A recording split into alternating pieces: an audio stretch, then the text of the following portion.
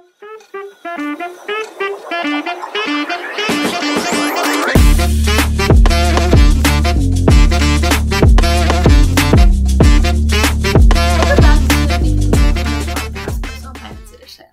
always, I am one of your hosts, Olivia, with my co-host, Rashmi, and today we're going to talk about financial challenges for Millennials and Gen Z.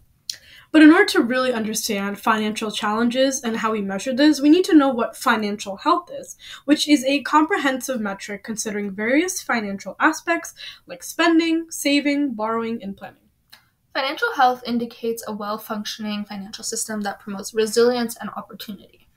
So the measurement of financial health, which we are taking data from a survey, and it reflects 8 indicators, and the way this score system is measured is from 80 to 100, it is considered financially healthy, which means it's resilient and opportunity pursuing. And then from 40 to 79, it's financially coping, which would be struggling in some financial aspects. And then from 0 to 39, it's financially vulnerable, which is struggling in most or all financial aspects. So we're going to be taking a look at the 2019 U.S. Financial Health Pulse Survey for millennials' financial health status. And this data is before COVID, and now it's likely that it's different and possibly worse because of social conflicts and COVID. Yeah, so whatever data we're giving you right now, maybe assume that it might be a little bit higher than this at this moment. Right now it's a little bit out of date. But generally speaking, 24% of U.S. millennials were financially healthy in 2019. 54% were financially coping. And 22% were financially vulnerable, which is insane that over half of the population of millennials was struggling in some financial aspects, and almost a quarter was struggling in most of their financial aspects. Which means 3/4 of the American population does not feel financially healthy, which is absolutely insane to me. It is. And the worst part is that there are also racial and ethnic disparities, and that looking at the overall statistics doesn't even give us the whole picture. Yeah, so if we're thinking about just white millennials in general, 27% of them are financially healthy. However, for Black millennials, that's only 16%, and for Hispanic millennials, that's only 19% financially healthy. That is just, even though we're talking about 24% are financially healthy, there's already such a huge disparity within races itself. Right, and then when it comes to bill payment, 62% of white millennials are financially healthy, whereas only 47% of Hispanic and 48% of Black millennials are financially healthy in that aspect. And then credit scores, 46% of white people have very good or excellent scores compared to the 33% Hispanic percentage and the 26% Black. While this data might be a little outdated, it's still an eye-opener to see how our financial status for millennials is poor. 3/4 of the population is struggling in some aspect, and there are also disparities between different groups, which shows us just how any attempts to change this will be difficult to implement because not all people will be in need of the same aid or the same level of aid to reach financial health.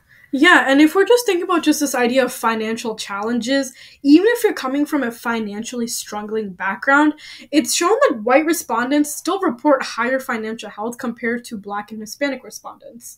Right, and then there's also issues with employment and workplace benefits that influence our financial health. And a lot of the employees, especially like millennial employees, really want consistent schedules and stable incomes, which obviously correlate with higher financial health.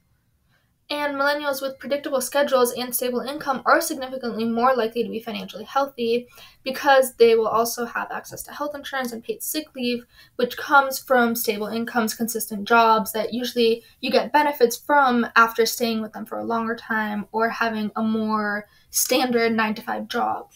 Yeah, and on top of this, there's a lot of expectations that millennials have from their financial institutions as well. 57% of millennials prioritize institutions that really help improve their financial health. However, only 14% strongly feel their primary institution aids in their financial health, indicating a large gap.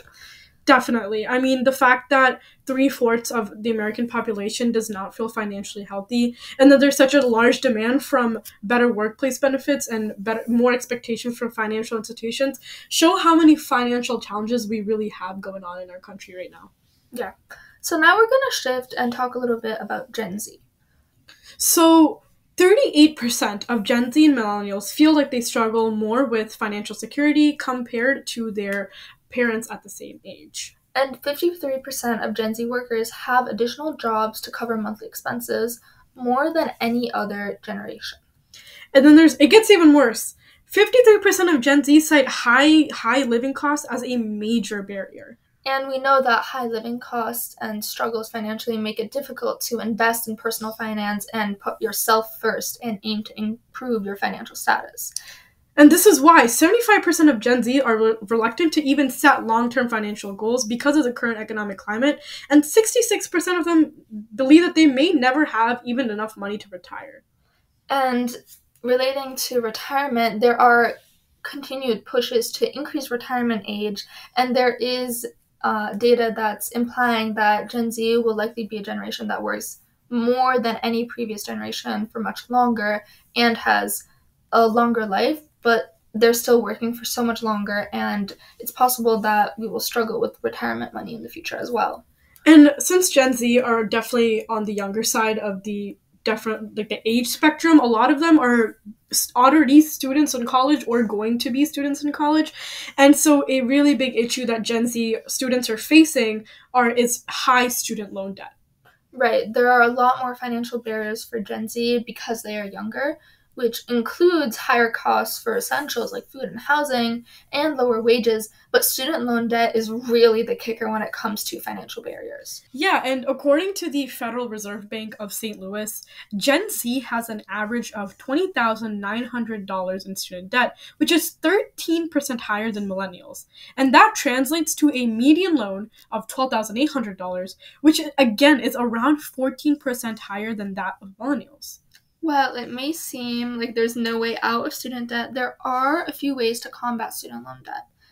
So, avoid neglecting your loans, obviously, or relying on secondhand information, because ignoring them can damage your credit score and lead to penalties and even higher interest rates to pay back those loans, which can affect your financial health for years. And it's also important to determine if your loans are federal or private because their interest rates can vary depending on what you choose, especially for people that are planning to take out student loans in the near future. Yeah, and so make sure you use that National Student Loan Data System for federal loans to see your balance and monthly payments, obviously, if you are opting for a federal loan. And then also include private loans to get a complete budget picture and see what the best ways to combat your student loan will be. And then also stay informed about federal forgiveness discussions and explore student loan forgiveness programs offered by nonprofits, government entities, and sometimes some employers. Right, and if you feel very strongly about this, it's always possible for you to reach out and try to get involved in those conversations on the government level.